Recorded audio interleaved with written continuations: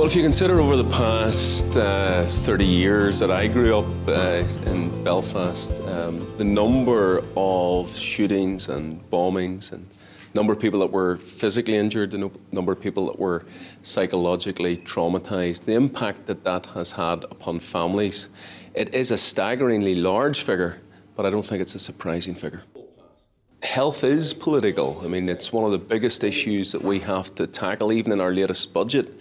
It spends a profound amount of money delivering a service to people. I hope that through the Commission for Victims and Survivors, we have looked at this in a supportive way, in a way that seeks to allow victims and survivors to tailor the support that's required, that includes them in finding solutions to what are profound needs. The great thing for me under devolution is when I look at the period of direct rule, and I look at the budget that there was for victims and survivors, and I look at the budget that there is now, it's some 300% greater. And next year we will, budget period, will spend somewhere in the region of £13 million.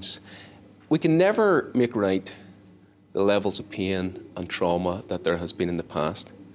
What does give me a level of encouragement is we are doing more than we have ever done before, and I think we are doing it in a way that is inclusive of victims and survivors who are shaping a service that is better for others who have suffered and lived with the same problems.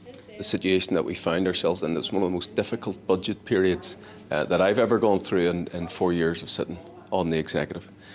The good thing out of that is we have secured that funding within that tight round, which I think gives some indication of the level of commitment of all the parties, all the 5 executive parties, but the wider parties too in the Northern Ireland Assembly, to delivering something of value and something that is deserved to victims and survivors.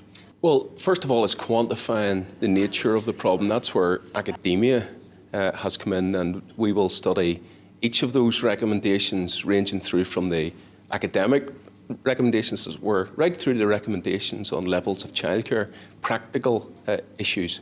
I think the way to do it is to ensure that we understand we have a knowledge base, an evidence base that's comprehensive. And then I think, secondly, we then, in a consultation programme with victims and survivors, try to shape a solution. We know what finance we have available. I'm not sure that we would ever have enough to do what we would want to do, but we know what we have. So let's, with victims and survivors, look at that evidence base and try and shape a programme coming out of that that delivers the best value to them for the money that's available.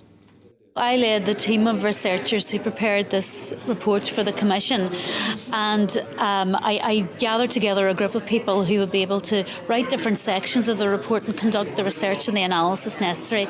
The wonderful thing about this project is it came from the ground up. The victims groups themselves said that these were the key questions that they wanted answered. So it was a challenge to us as academics then to take those questions and find a way of answering those questions using the research that we had and the data that we had. There's 3 sets of recommendations, 3 categories of recommendations in this report. The first category is policy, and the second one is services, and the third is research. So in terms of policy, we're suggesting that we don't just treat the Northern Ireland legacy of the Northern Ireland Troubles as a political thing, that we actually look at policies in terms of their mental health impact and their impact on the mental health of those very vulnerable groups. So we adopt a 2-generation approach. We look at people and their family context. We view people as parents and caregivers and view that as a key mechanism by which we need to halt the transmission of trauma from one generation to the next. In terms of services, we're obviously suggesting mental health services for people who might benefit from them, but we're suggesting that family therapies are needed as well, so that we can meet the needs of parents who are rearing children, so that they're better able to halt again this transmission of trauma through the generations. And finally, in terms of research, it's really, really important that we continue to evaluate our services and to know that just because something works in another country doesn't mean it can be lifted and applied in a Northern Ireland context. Here we have particular unique needs, so we need to check that all the work that we're doing is having a meaningful effect for people here in Northern Ireland.